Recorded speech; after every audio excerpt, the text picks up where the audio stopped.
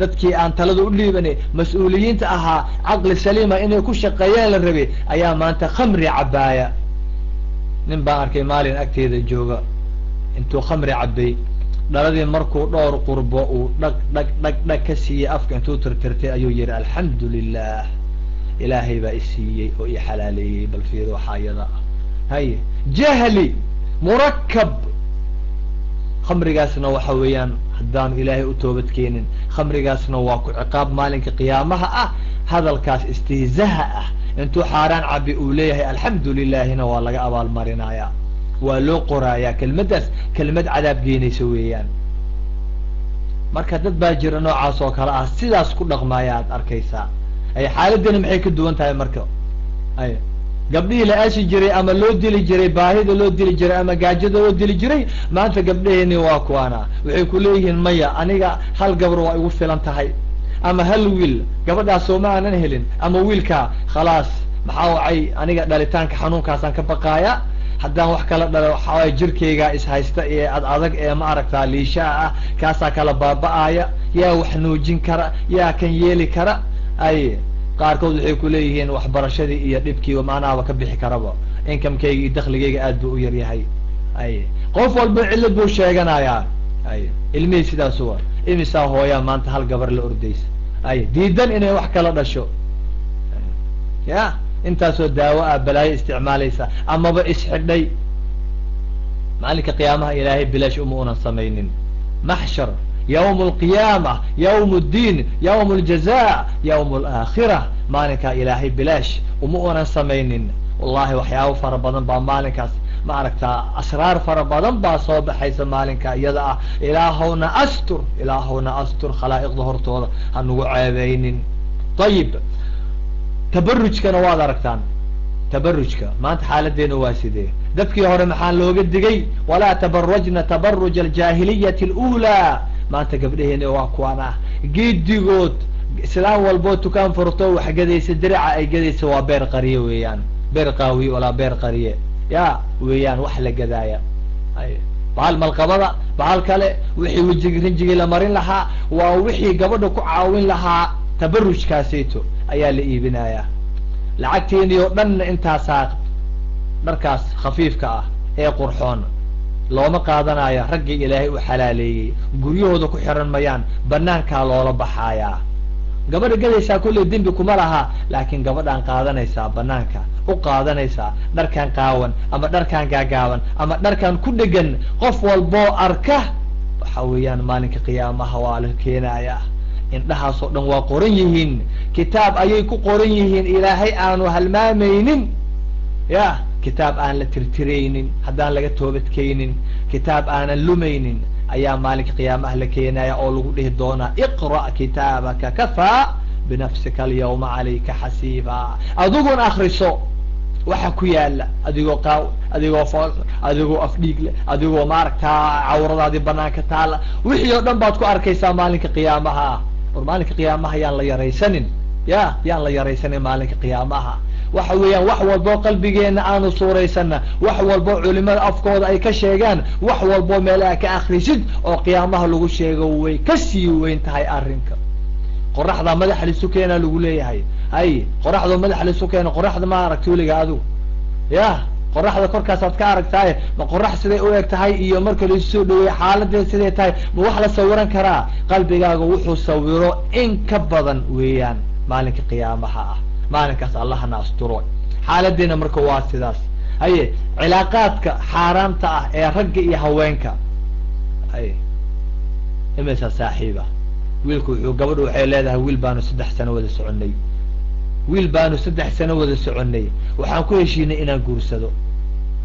waa guur aasaaskiisii uu xaaraam ahaa. guri xalaala la rabaa in la dhiso waxaa lagu dhisaayaa dayr xaaraam ah ayaa laga dhex dhisaayaa. meel qurun ah oo musqul ah oo carun ah oo dacar ah oo ilaahay aanu raalli ka ahayn baa lagu dhisaayaa gurigii. guri xaaraan lagu bilaabay caaqibadiisa iyo halka u dambaysaa muxuu noqonayaa bay kula tahay? ay 3 sana wada soconay waa 3 sano oo laysoo feenfeentay weeyaan. ay oo lafihii iyo hilbihii ay kala dhaceen kadib baa lagu leeyahay waa laisguursanayaa.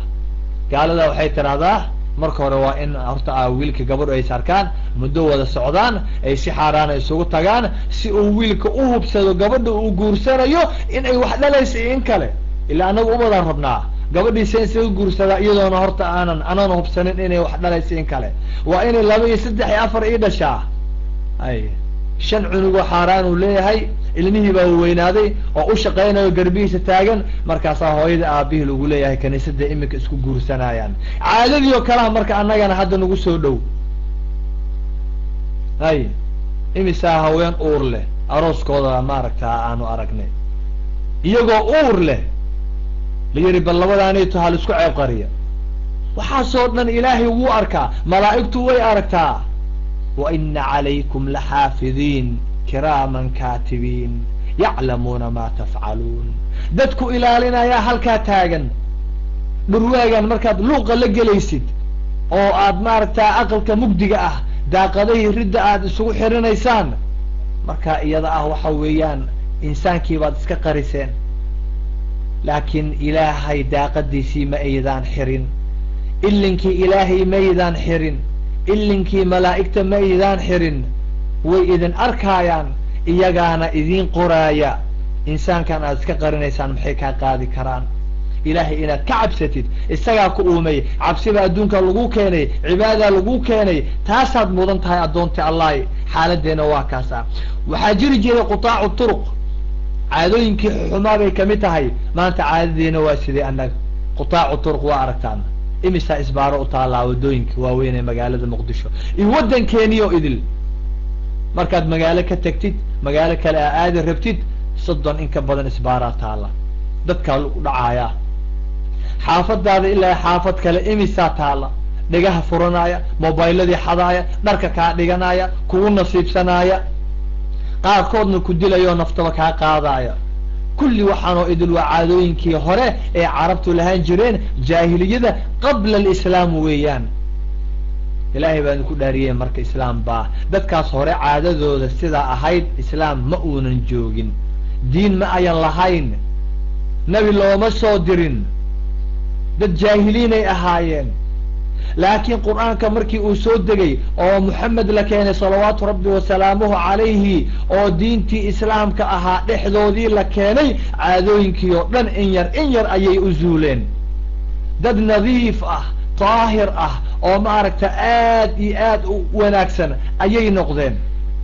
annaga maanta waa kana 114 qur'aanka kariimka ayaanu haynaa qaarkeena way xifdisan yihiin oo dushaasay ka akrinayaan intaasoo dugsi ayaanu kicinay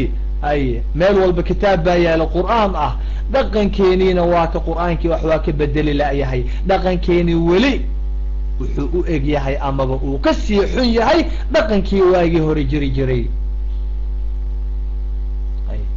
waxaad garanaysaa marka qur'aankan inaanu ahayn qur'aankii in anfici lahaa maalinka qiyaamaha ah qur'aanka haddaanu caadadaada wax ka bedelin dhaqankaaga wax ka bedelin kullama aayad aa baratid inay wax kaa bedesho weeyaan kullama aayad ay ku korodho kullama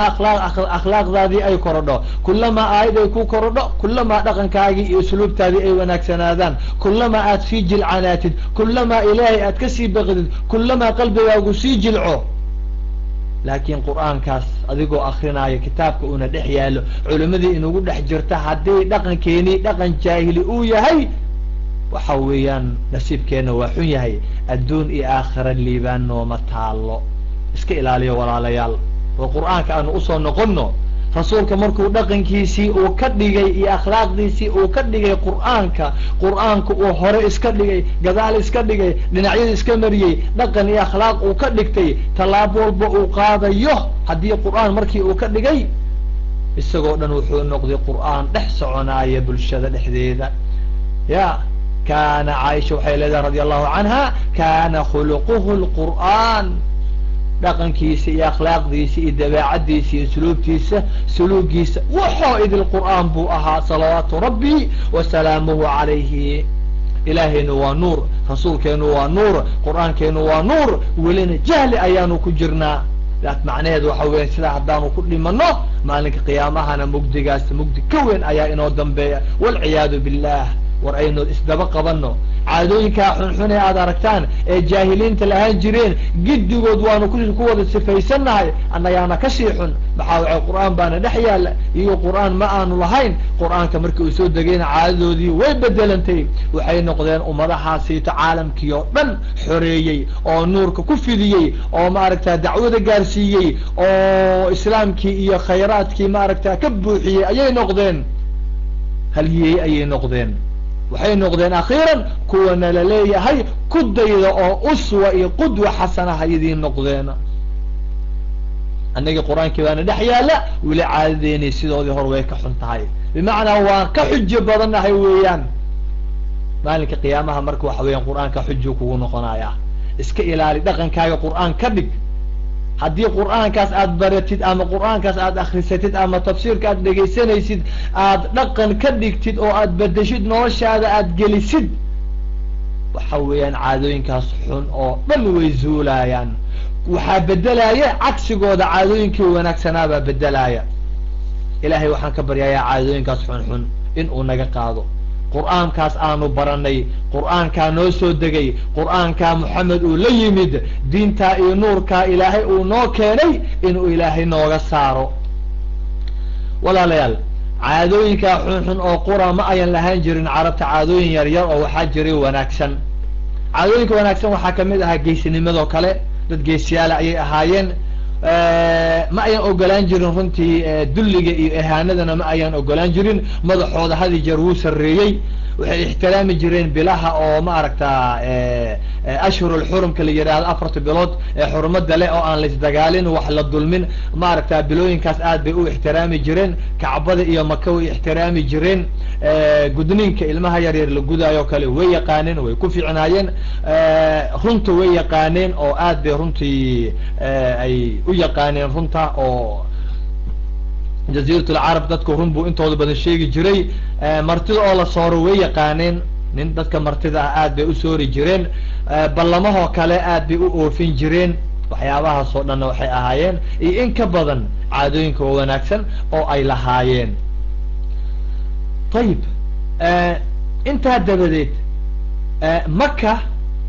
oo xuduntii caalamka ahayd xuduntii jaziiratul carab ahayd halkii uu ku dhalan doono rasuulkana ahayd halka laga soo saarayana ahayd maka ilaahay wuxuu u diyaariyey min qadiimi الzamaan waayo hore ayaa wuxuu u diyaariyey in ay aqbasho oo ay ma aragtaa qaabisho nabinimada liistiqbaali اlqibla liistiqbaali الnubuwa cafwan liistiqbaali الnubuwa nabi baa laga soo saari doonaa maadaama laga soo saarayo in loo sii diyaariyo weeyaan halka uu ka soo baxayaa nabiyu aakhir الzamaan waa in la qurxiyaa waa in loo sii diyaariyaa waa in ma aragtaa wax walbaba loo sii habeeyaa ilaahay wakti hore ayuu diyaariyey goorma waagii nabiy llaahi ibraahim calayhi الsalaam allah bal fiiri say u fog tahay waagaasuu diyaariyey ilaahay maka nabiy llaahi ibraahim baa wuxuu tusay gurigan kacbada beytka baytullah kacbadaas qawaaciddeedii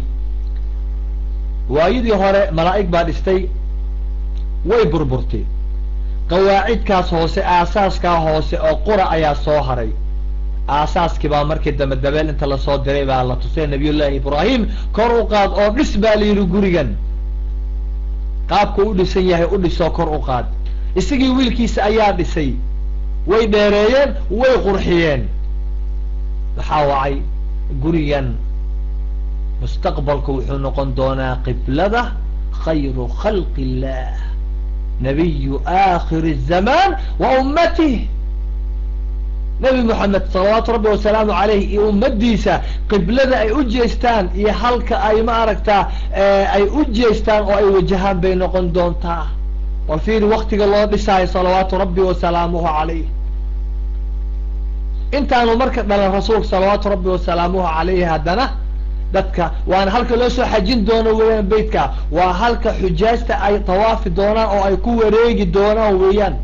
waa halka ay istaagi doonaan oo ay ku rukuuci doonaan oo ay ku sujuudi doonaan oo ay ilaahay ugu dhowaan doonaan oo dembiyadooda oo dhan lagu dhaafi doono weeye